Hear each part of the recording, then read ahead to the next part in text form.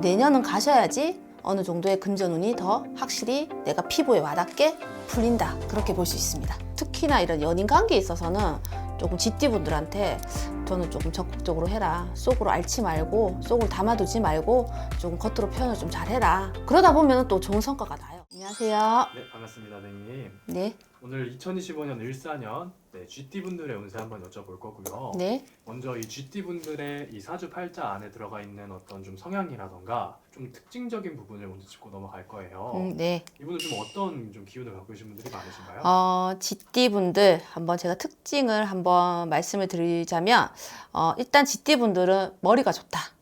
머리가 좋은데 이제 그러다 보니까 또 매사에 조금 신중하신 분들이 많아요. 그래서 이제 항상 이렇게 우리가 그런 말 있죠. 돌다리도 두들겨 보고 건너자. 근데 신중한 거는 좋으나 매사에 너무 신중하다 보니까 정말 결정적일 때, 중요할 때 놓치는 것들이 사실 많아요.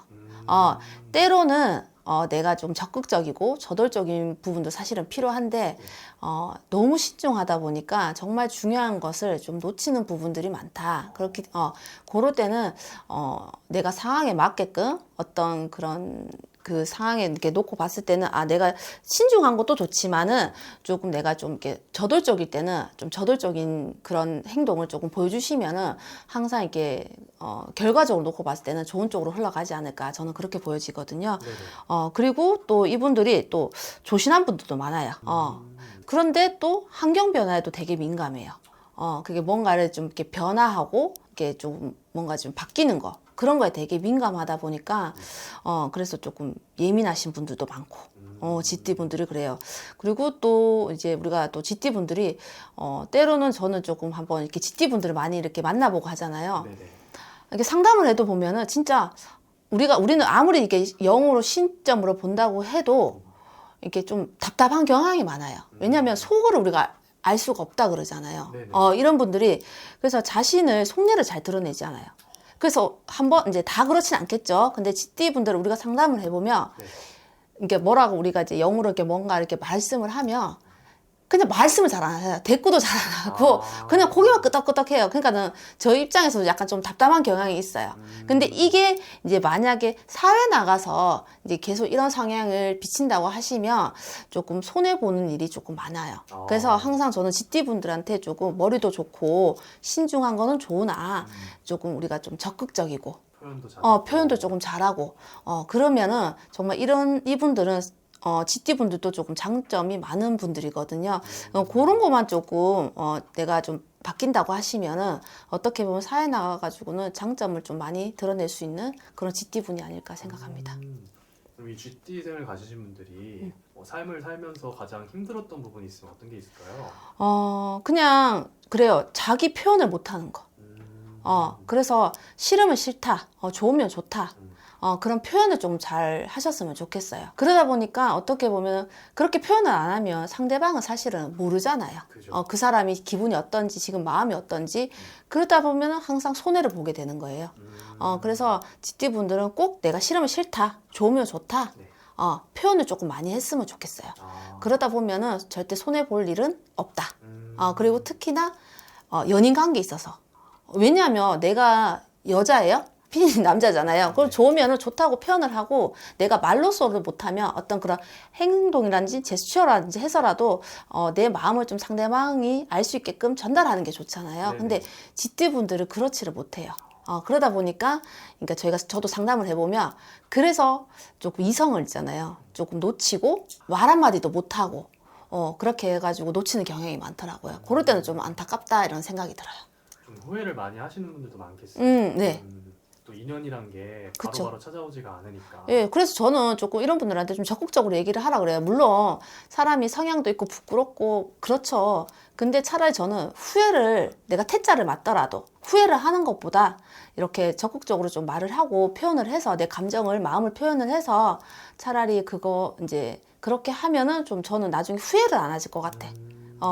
그래서 특히나 이런 연인 관계에 있어서는 조금 쥐띠분들한테 저는 조금 적극적으로 해라. 속으로 앓지 말고 속으로 담아두지 말고 조금 겉으로 표현을 좀 잘해라. 그러다 보면 또 좋은 성과가 나요.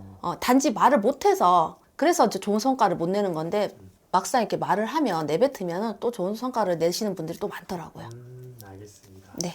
그럼 올해 2025년으로 봤을 때 네. GT 분들은 좀 어떤 운세가 들어가 있는지 알려주세요.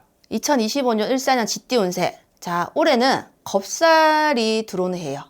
그래서 어떻게 보면은 얻는 것보다 잃는 게 많은 해라고 볼 수가 있어요.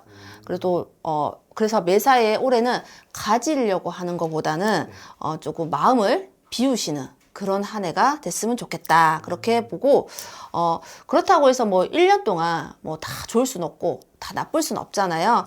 근데 이제 GT 분들 같은 경우는 사실 전반기에는 조금 좀 답답하고 조금 어떻게 보면 제가 아까도 그랬지만 조금 마음을 비우라고 하셔서 그럼 본인 입장에서는 조금 답답하실 수는 있어요. GT 분들 입장에서는. 그러면은 우리는 도대체 언제 풀리나요? 이렇게 하는데 GT 분들 같은 경우는 올 하반기부터 운이 풀리는 그런 형국이다. 그렇기 때문에 특히나 또 우리 모든 대중분들이 좋아하시는 거 있잖아요. 돈, 네. 항상 금전 문제. 그래서 GT 분들 같은 경우는 올 하반기 가다 보면은 금전 운이 풀린다. 그리고 또 올해는 문선에 관련된 일을 진행하셔도 좋아요. GT 분들. 근데 이게 하반기 갔을 때, 뭐 예를 들어서 내가 뭐 사고 파는 일을 그런 진행 중이라고 하시면은 성사는 분명히 하반기 가셔서 하시면은 그게 이루어진다 이렇게 볼 수 있습니다. 그럼 GT 분들한테 좀 조심할 점도 혹시 짚어주실 수 있으세요? 사실은 GT 분들 같은 경우는 올해 조금 뭔가를 좀 올 초에만 그런 뭔가 사고 파는 문제라든지 내가 계약 뭐 투자 이런 거를 조금 자제하시고 하신다고 하시면 하반기로 그거를 조금 미루시면은 사실 올해는 전반적으로 괜찮아요. 네네. 특히 뭐 크게 막 그렇게 조심할 건 없는 거예요? 네. 근데 초에는 분명히 조심하셔야 돼요. 무리하게 투자라든지 금전 거래라든지 그런 거는 분명히 조심을 하셔야 돼요. 그리고 올해는 아무리 또 하반기 가서 금전운이 풀린다고 해도 큰 욕심은 금물이다. 그래서 이분들도 하반기부터 해서 내년은 가셔야지 어느 정도의 금전운이 더 확실히 내가 피부에 와닿게 풀린다. 그렇게 볼 수 있습니다. 알겠습니다. 네, 오늘 이렇게 GT 분들에 대해서 자세하게 이야기 나눠봤고요. 네. 영상 보시면서 본인이 느끼실 거예요. 아마 뭐 내가 조금 안 좋은 것 같다 그러신 분들은 상담 받아보셔서 그쵸. 더 좋은 해결. 왜냐면 이거는 진짜 분명히 제가 진짜 또 말씀을 드리자면 이거는 전체적인 GT 분들을 본 거고 개개인마다 생년월일 사주라든지 뭐 우리가 신점은 그렇잖아요. 네. 조상님도 봐야 되고 그 부모님도 봐야 되고 그 집의 내력도 봐야 되기 때문에 분명히 다를 거예요. 그래서 이 영상만 보시고 뭐 내가 어떻다 이거는 맞다 안 맞다 이렇게 판단하시지 마시고 저희 같은 선생님한테 이렇게 또 상담을 받으셔가지고 그래서 뭐 힘든 일이 있으시면 해결하시고 앞으로 또 좋은 일이 있을 것인지도 한번 더 확인해 보시는 그런 한 해가 됐으면 좋겠습니다. 알겠습니다. 감사합니다. 네, 감사합니다.